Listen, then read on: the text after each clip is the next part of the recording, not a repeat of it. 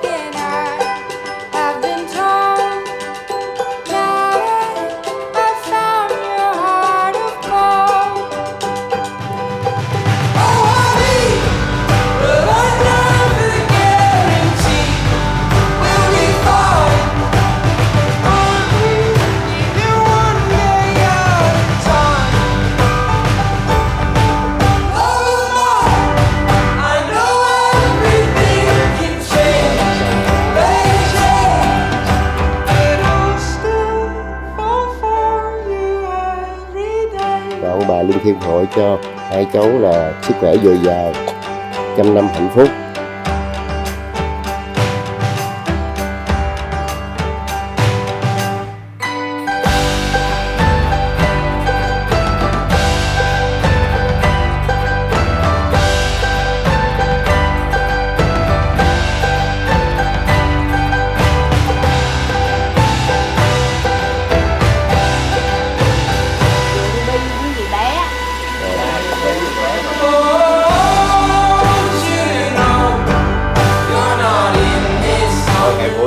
Hai cháu cầu mơ chúc hai cháu được trăm năm hạnh phúc. Con nói cầu mơ.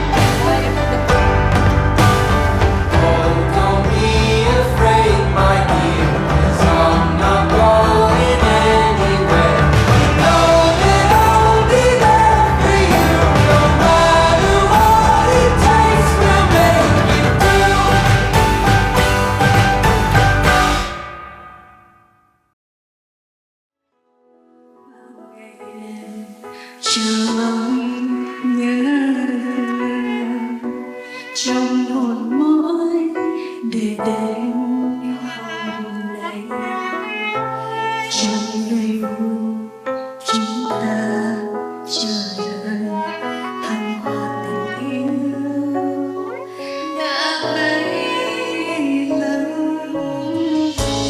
Giờ đây trên môi em giữ gìn cho riêng em mà thôi.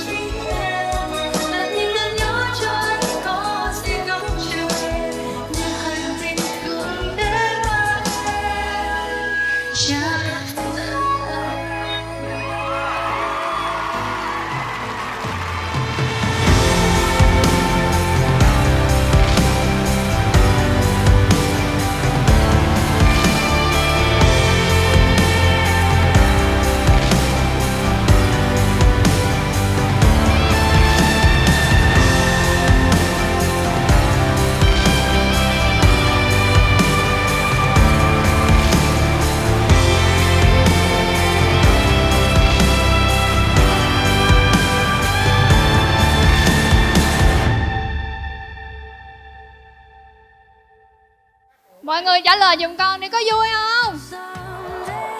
Con cảm ơn mọi người, con cảm ơn tất cả các ông bà, cô chú với tất cả mọi người đã tới dự của con ngày hôm nay. Con rất là vinh hạnh và rất là cảm ơn mọi người có mặt.